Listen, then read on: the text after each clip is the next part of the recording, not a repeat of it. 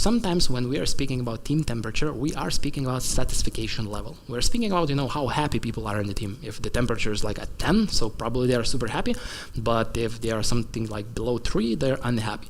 Now, with the team temperature method, in my particular example, I'm speaking about the level of discomfort or the level of disbalance that the team feels. Meaning that we can have like a super high discomfort level, like a 10. We can have like a headless chicken running around, like super hot, super high temperature. It's impossible to focus. But also we can have somewhere around like 1 or 0, where there's absolute chill and nothing bad is happening and everything is pretty normal and everything is pretty, predictable. Because when it comes to predictability, it comes safety. Now, everything that relates with processes, tools, people, managers. I put like people and managers to the separate because, well, we know that not all managers are people, right? So from the 0 to 10, we have that kind of scale of how we are understanding. What is that kind of, not only job satisfaction, but the relationship with the colleagues, the products that we are, building, the code that we are providing, everything included. Because you see that when it comes for the team dynamic, for example, we can only make a screenshot because it's impossible to have like a perfect team dynamic for a prolonged period of time. We may want to strive for that, but you might see that your team is now, it's like a perfect picture. Now they're working, everyone is communicating well, everyone is happy, and then some kind of inquiry comes up or some kind of pull request gets reviewed and bam, the dynamic is gone, right?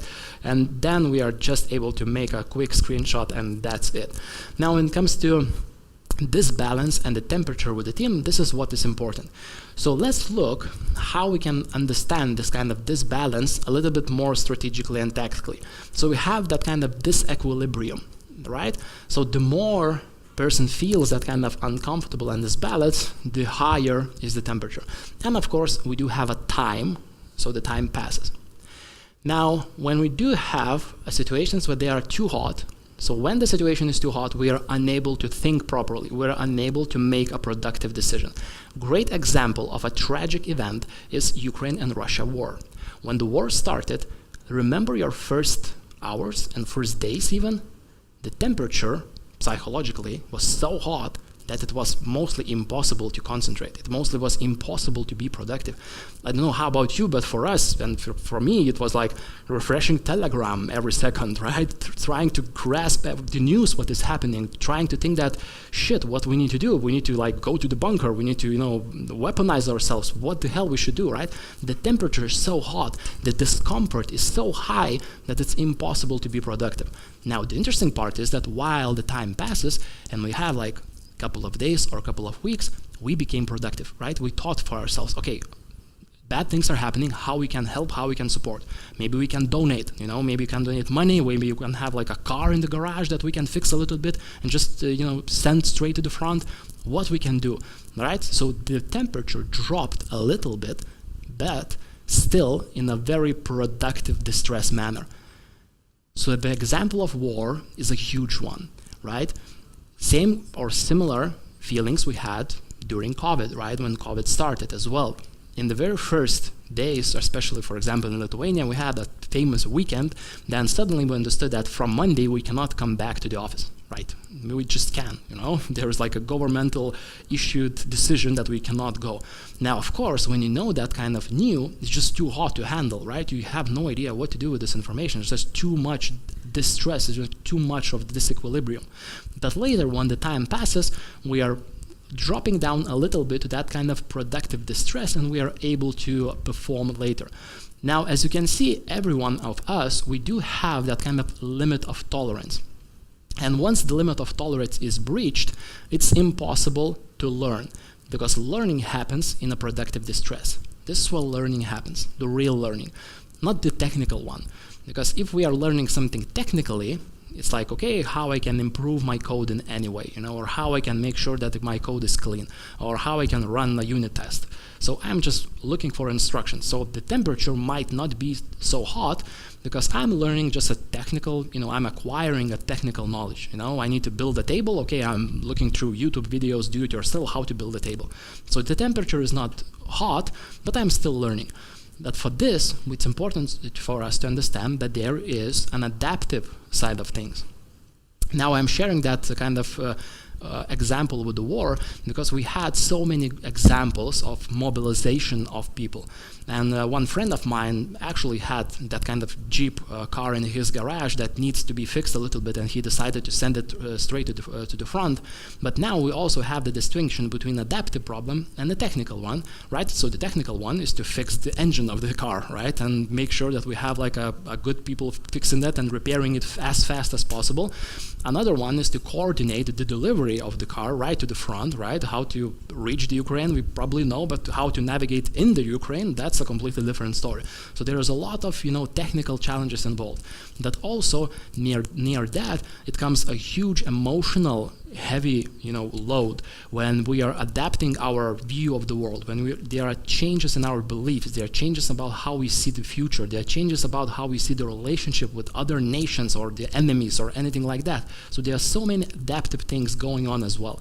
And this is where the productive distress comes into play, even though it's uncomfortable, even though that distress is fucking stress. It's hard, but we are learning. We're adapting as a human beings, as a species, right? It's the best way for us to learn. Now, the threshold of learning comes exactly in this manner. So as you can see, when, in my example, the war started, we have that kind of too hot of the situation, and some of the problems became adaptive challenges. When we need to change that kind of behavior of ours, we need to change our values maybe, we need to change the story that we are telling ourselves about the situation, about ourselves, about other people, about our experience, while thinking and reflecting on that. And then, as the time passes, we can go to a couple of things. In the war example, we have a lot of technical problems. How to build a drone, right? How to deliver the drone to the front line and things like that. That if we are speaking not only about such as extreme examples, we can speak about our daily lives. If something bad happens, the temperature too hot could be just in a couple of minutes, when you are just paralyzed because something happened, like, oh shit, the production is down, right? And it's like a minute of stress, and then it's, okay, what to do? Oh, that's right, yeah. You can have senior coming to you and say, that's fine. I see that it's your first time, no worries, it happens, right? Who gave the access to the production for the junior? But, that happens. But there is like too hot to actually perform in some way. But then we can have that, okay, but the production is down, we do have a service to make sure that we are up and everything is smooth and running. So we have that kind of technical problem, right?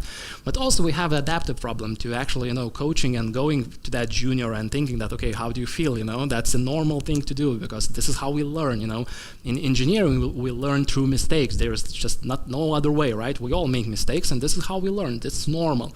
So we're working with the adaptive side of things. And sometimes, of course, we have people who are starting to avoid the work. So we have people that are getting too comfortable maybe in their position, too comfortable in their current seating. And we, for example, being in a leadership position on any kind of people who care about the final result, we may see that, all right, we do need to actually somehow increase the temperature, because it is needed for us to make that kind of change. It's needed for us to have that kind of productive distress. And one way of doing that is, of course, just to wait that someone damages the production, or some kind of another pandemic starts. That another way is to tactically apply it. And how exactly to do that? Now, when we're speaking about leadership or speaking about management, there's only three things that the managers does. They're creating order, they're putting the great vision to the future, and they are ensuring security.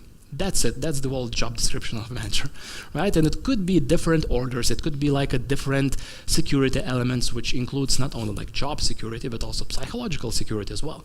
It could be things such as showing a vision, setting goals, understanding the grand strategic way of how we are going together as an organization. So these are three things that actually reduces the temperature. So imagine if something bad happens, like a production is down. So if we are performing these three things, we are reducing the temperature. We are relaxing the person a little bit. We are helping them understand that, okay, It happens sometimes, no worries, I got you, I am here with you, I will support you, ensuring security. This is how we will do, right? So these are the steps how we are restoring the production. So this is how we are doing. So we are, showing some order, we are creating order, and then we are showing the vision that, okay, we are fixing then, we will reflect on what you did, what kind of mistake there was, so we can able to fix it, and, in the near future, at the very least, we won't, repeat it. So this is how we are showing the exact things, that we are ensuring security, we are showing vision, and we're making sure that they are like a order, right? But we have like some kind of control mechanisms. And in most cases, we all know these kind of ways, and we know how to reduce the temperature. But the next story is how we are increasing the temperature. And we are increasing the temperature doing opposite. What we're doing, we're exploring and exposing risks. What we're doing, we're damaging order and status quo. What we're doing, we are showing that there might be no great vision, or there might be no initiative in the future. And these are the ways that are dangerous, that are risky, that they increase temperature uncomfortably. If you are unable to provide security, if there is a risk, people will tend to move and do something. They're willing to actually, get that step forward.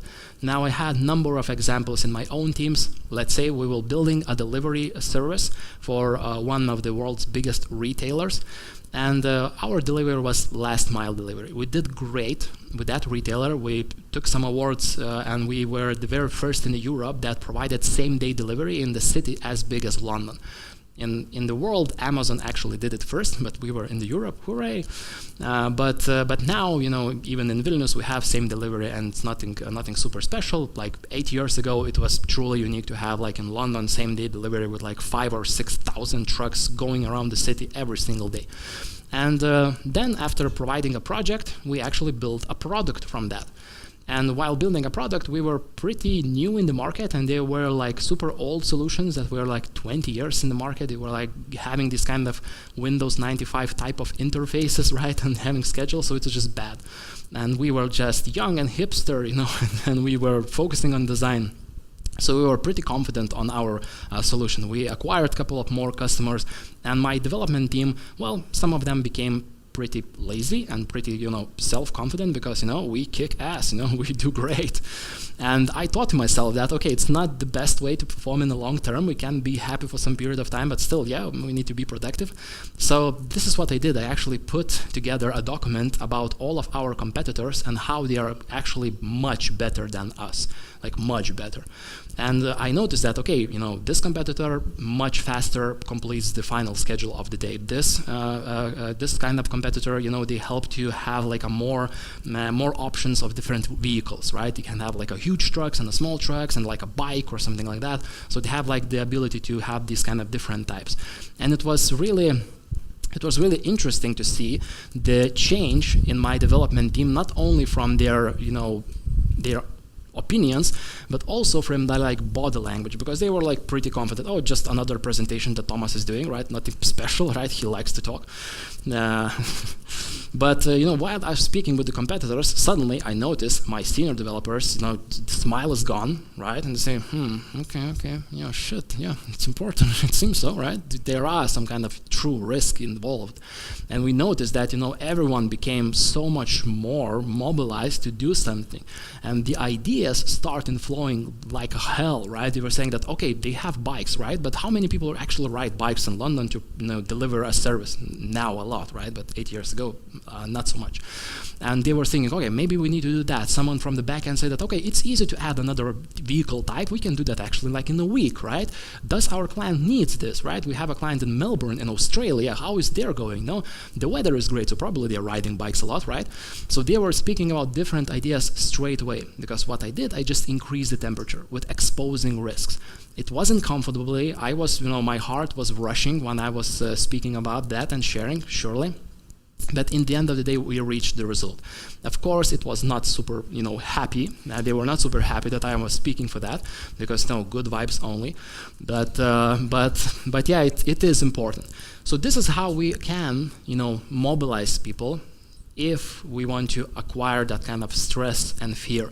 So this is how it goes. If we see that the work is avoided, we can expose risk and increase the temperature. We can actually show that there might be no safety net in order to increase that. Now, of course, be mindful. That's why I'm saying that it is risky, because you may find yourself in a situation where the temperature is a little bit too hot, right? It's just steering hot.